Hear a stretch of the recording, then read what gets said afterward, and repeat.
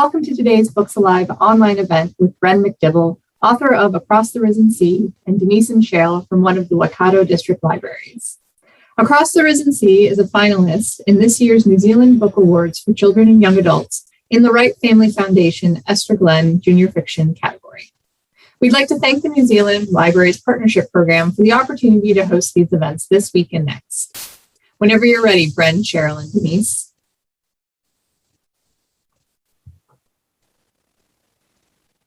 Hi, Bren. I'm Denise. This is my work colleague, Cheryl. Hello. She's here to and ask some questions as well.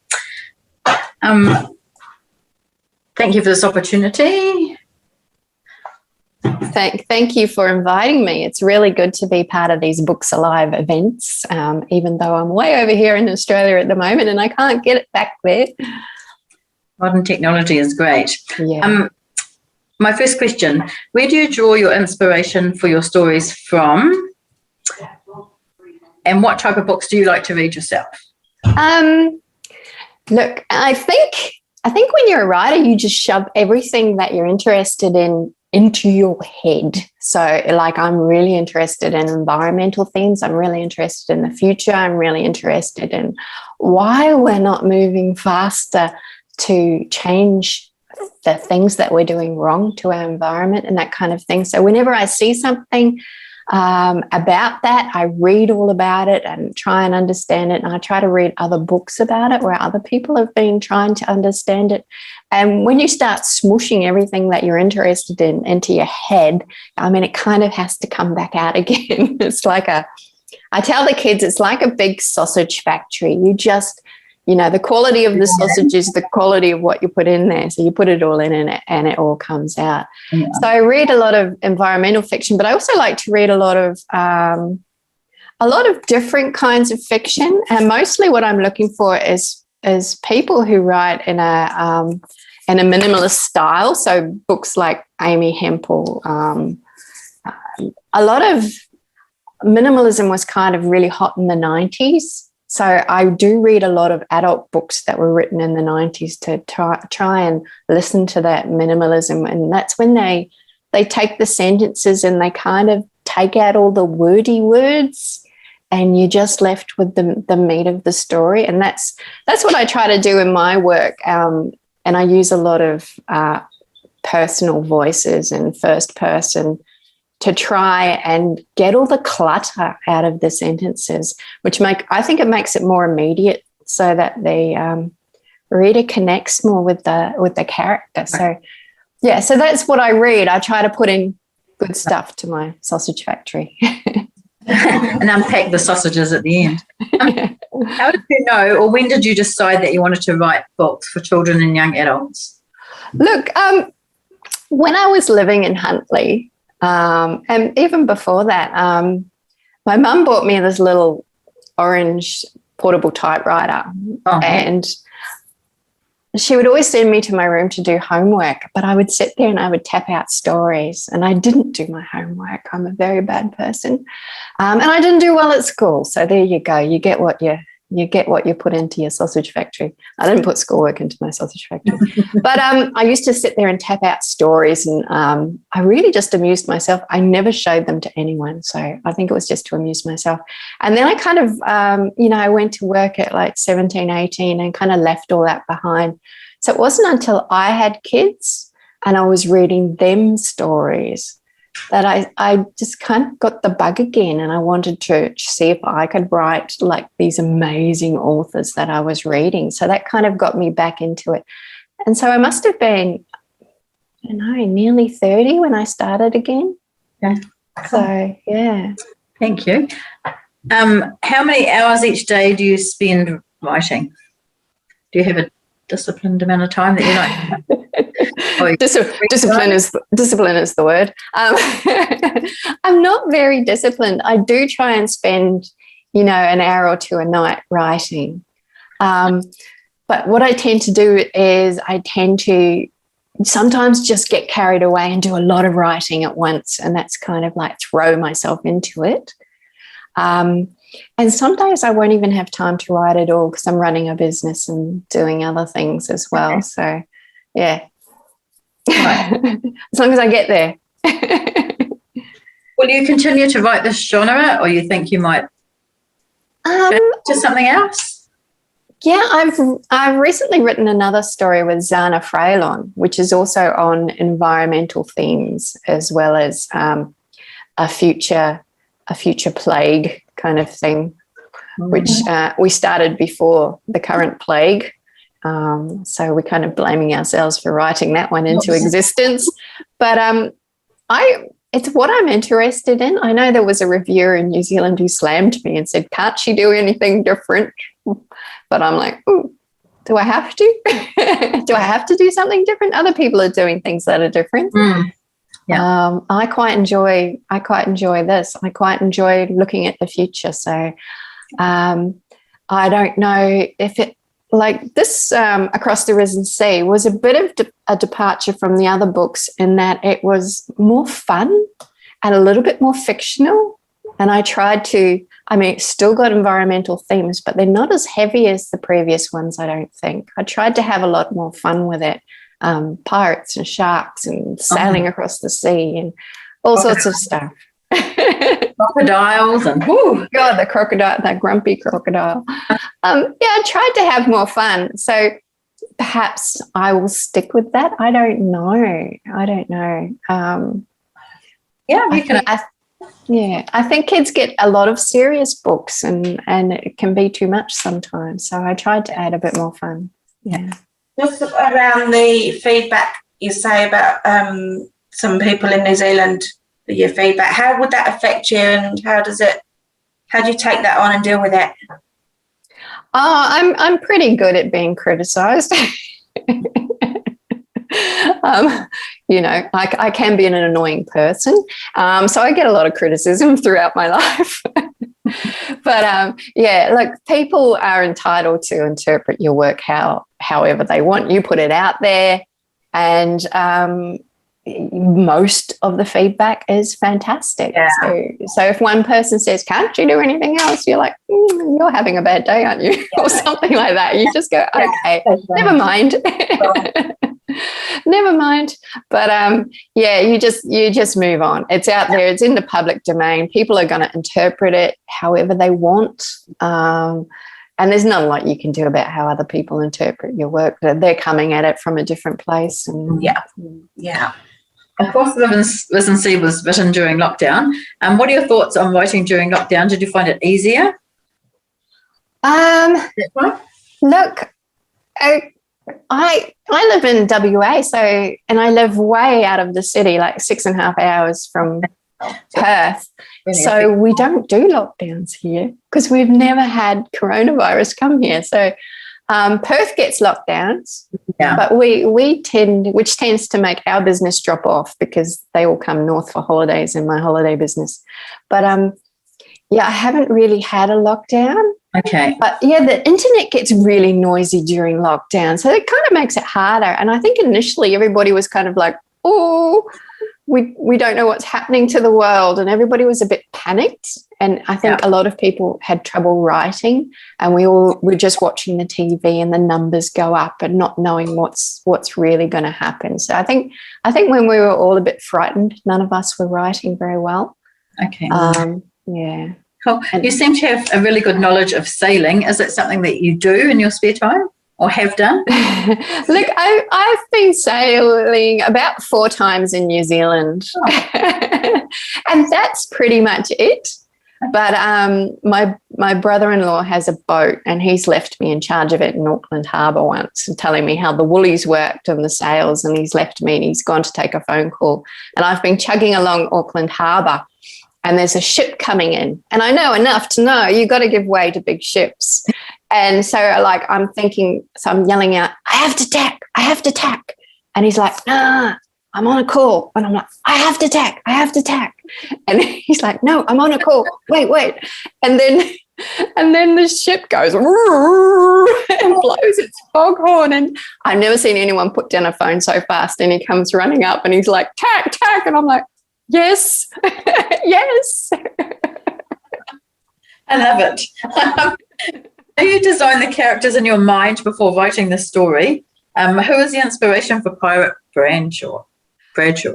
I kind of let the characters evolve naturally. I think I like writing kids that are stroppy and they can bounce off each other. That's easy. I think that's easier.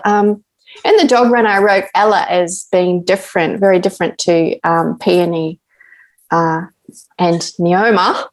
I wrote her starting off very quiet and shy, and that's quite hard when you have a quiet, shy character to get the reader involved. When you have a stroppy, out there character who says what they think, I think it's a lot easier to get people involved. So I kind of start off thinking, will they be quiet or will they be stroppy? But then I kind of just let them evolve. And That goes on. yeah, I don't want to keep constantly writing Peony. And I think Neoma's a bit different, but they kind of have a similar attitude. And Pirate Bradshaw, God, Me. he is unkillable and really devious. I don't know who I based her on. If I said anybody, they would probably sue me. But yeah, I just wanted a really tough old woman who you couldn't kill, and she constantly came back to harass my main character, like the shark. Yeah. Really interesting character. I liked her. Neoma is such a resilient, strong girl and fearless.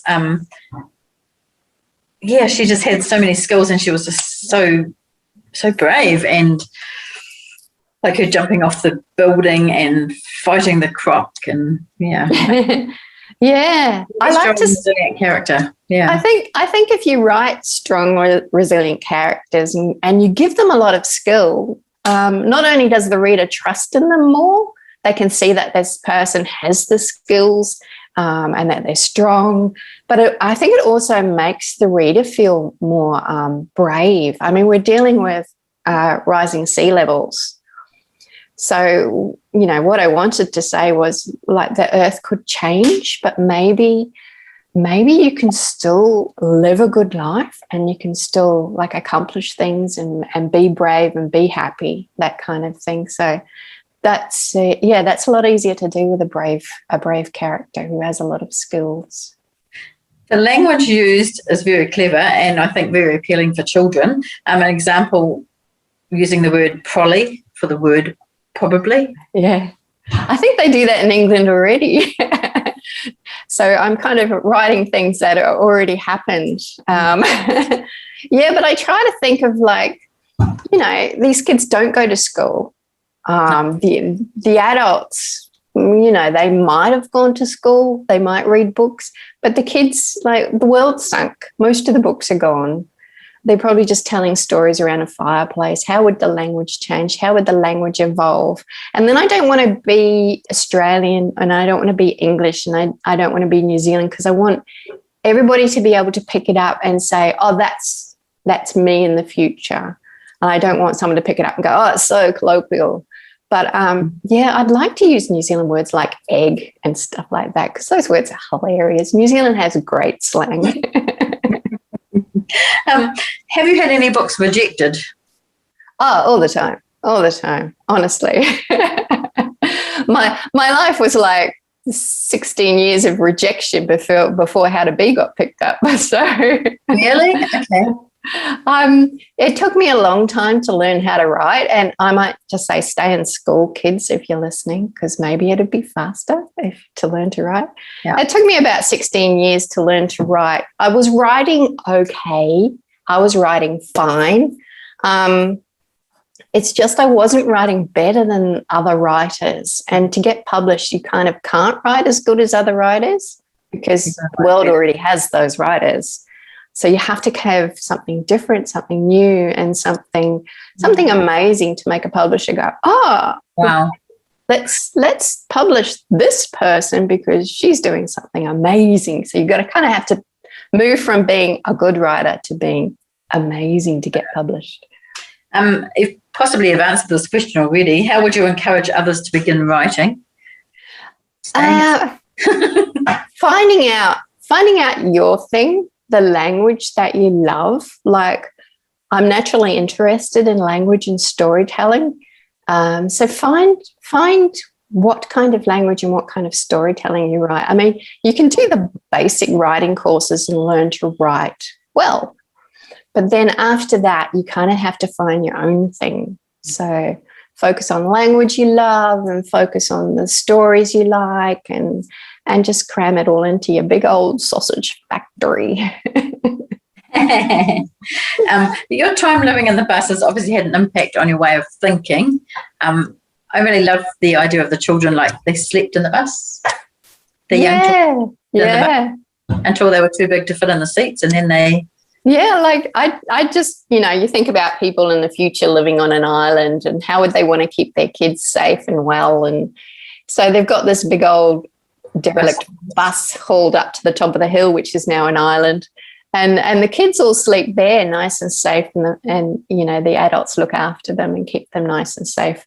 I felt it was like a big safety thing, this little house, because it's on wheels too. They can just tow it higher if the water rises and keep the kids nice and safe in Rusty Bus.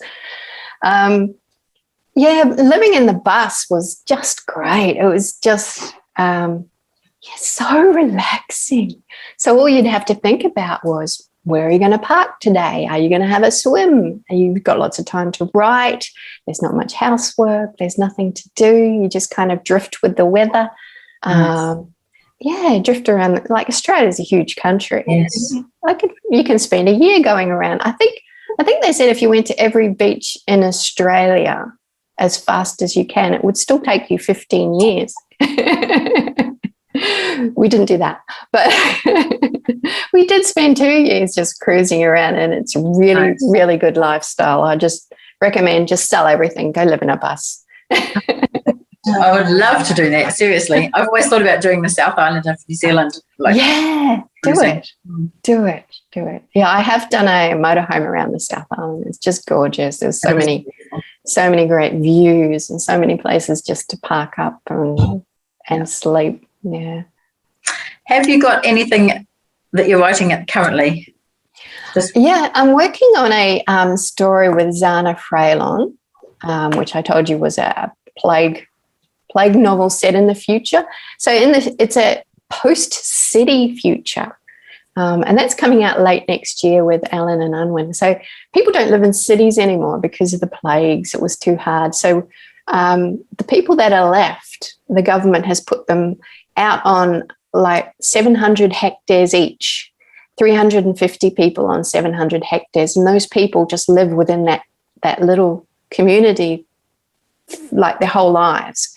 And they've knocked down everything else, and they've let the natural world come back and take over, because the natural world, I mean, they not only had the plague, they had storms and droughts, and all the world was going crazy. So they just kind of left the natural world to repair itself, and they're all focused on living really gentle, pollution-free lives in these little hamlets, kind of like the old days, kind of like, the Shire before the orcs came, that kind of thing.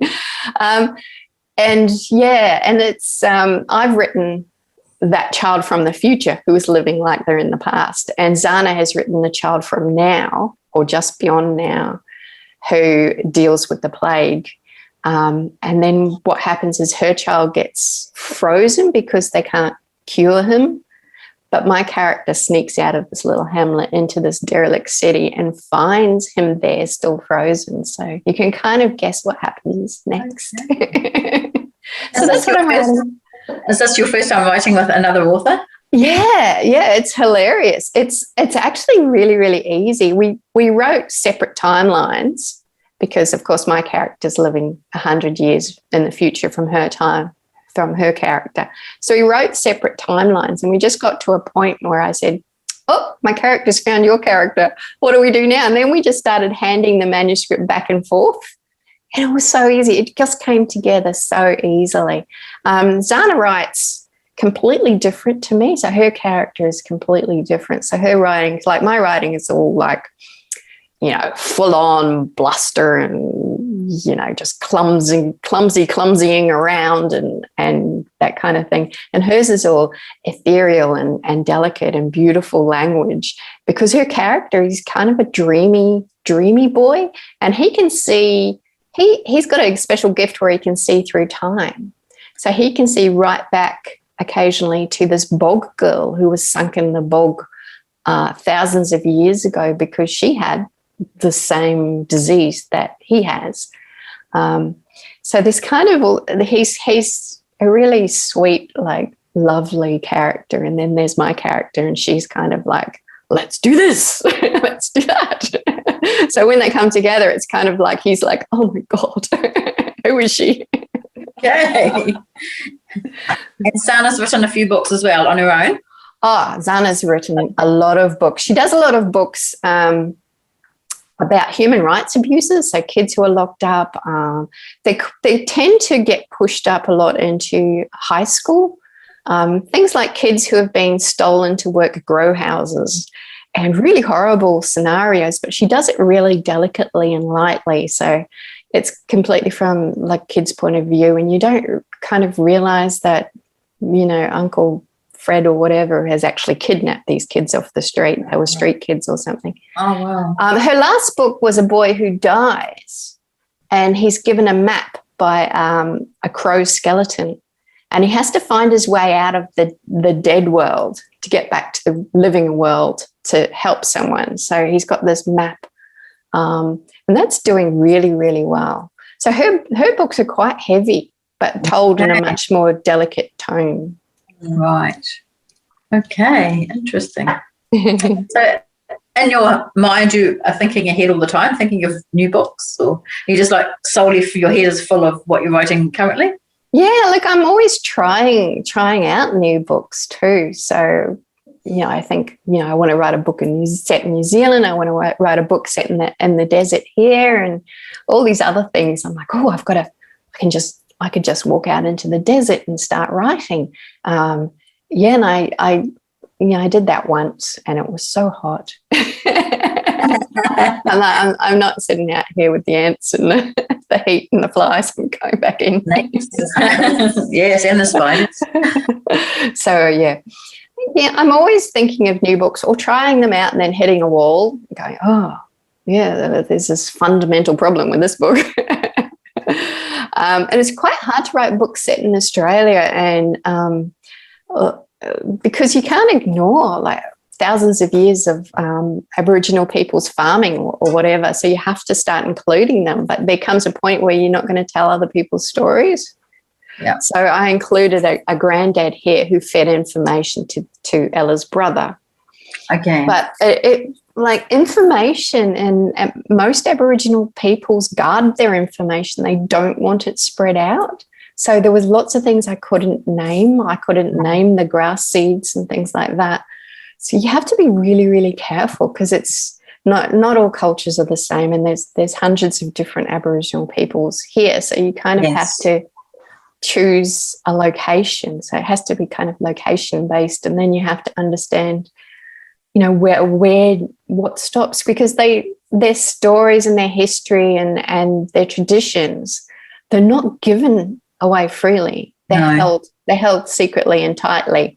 And if a child proves worthy, a child might get given the information. It's not free for all, which is and a lot of storytelling. Yeah. So it's kind of hard to write a story set in Australia, not include like the land. And if you start including the land, you're going to have to include something from the last 30,000 years or whatever. But yeah, very hard. Fantastic. Oh, cool.